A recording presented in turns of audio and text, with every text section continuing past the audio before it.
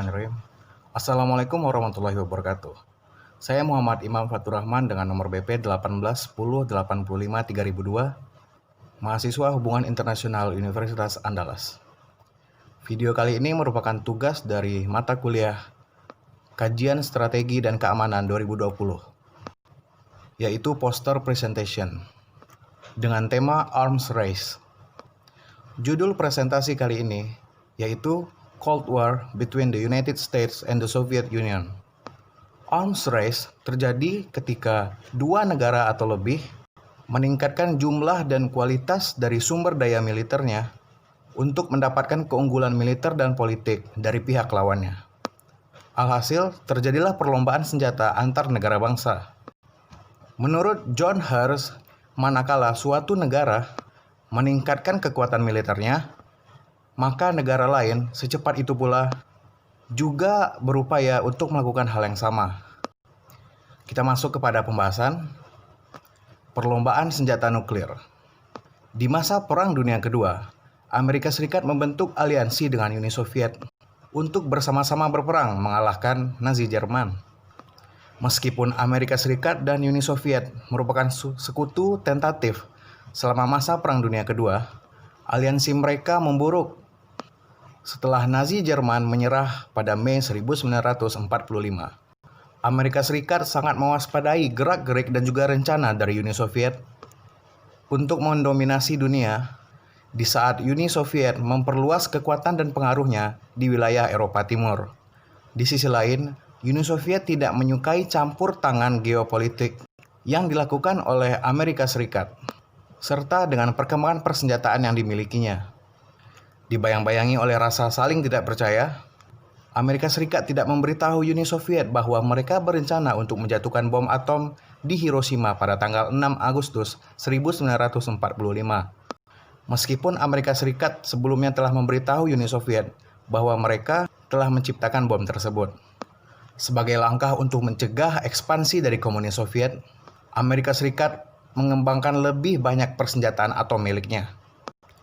Hingga pada tahun 1949, Uni Soviet menguji bom atom pertama mereka. Dan perlombaan senjata nuklir pun menandai dimulainya perang dingin di antara kedua negara. Amerika Serikat merespon pada tahun 1952 dengan menguji hydrogen super bomb yang sangat destruktif. Dan Uni Soviet pun melakukan hal yang sama pada tahun 1953.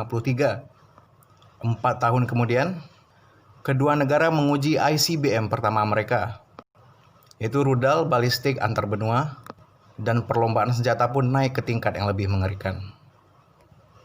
Perlombaan senjata perang dingin menuju ruang angkasa. Peluncuran satelit Sputnik pertama milik Soviet pada tanggal 4 Oktober 1957 membuat Amerika Serikat dan juga seluruh dunia tercengang serta khawatir. Karena hal tersebut membawa alur perlombaan senjata pada masa Perang Dingin akan menjadi perlombaan ruang angkasa atau space race. Presiden Amerika Serikat pada saat itu, Dwight D. Eisenhower, mencoba untuk mengurangi ketegangan akibat dari keberhasilan Soviet atas peluncurannya. Sementara ia menggelontorkan dana aliran federal ke program ruang angkasa untuk mencegah ketertinggalan Amerika Serikat.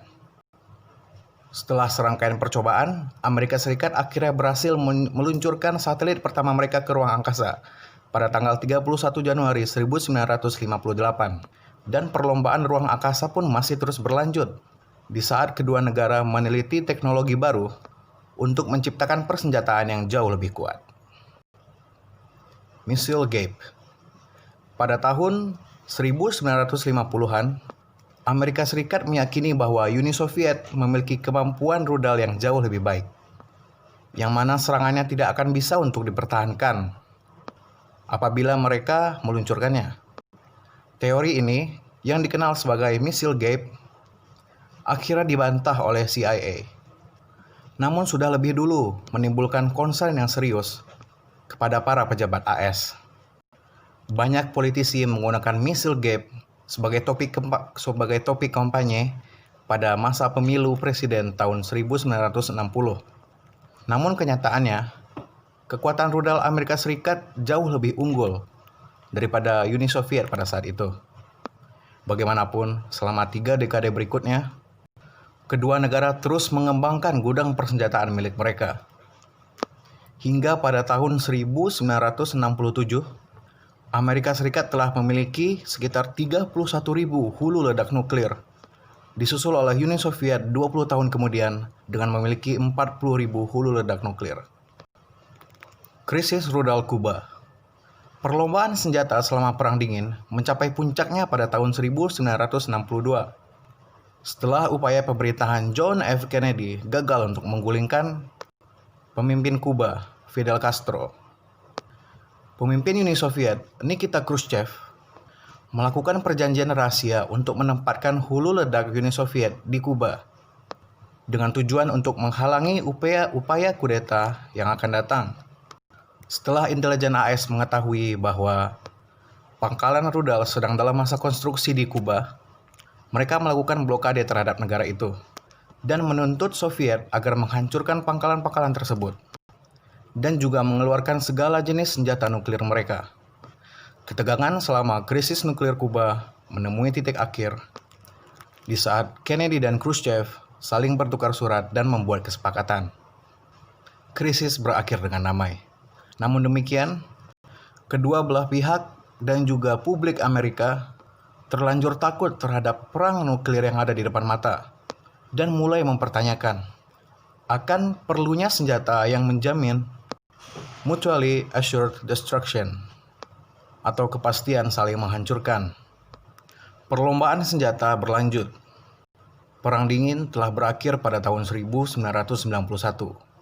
Meskipun demikian, pada tahun 1987, Amerika Serikat dan Uni Soviet telah menandatangani perjanjian Intermediate Range Nuclear Forces Treaty atau INF untuk membatasi jangkauan dan juga cakupan dari segala macam jenis rudal.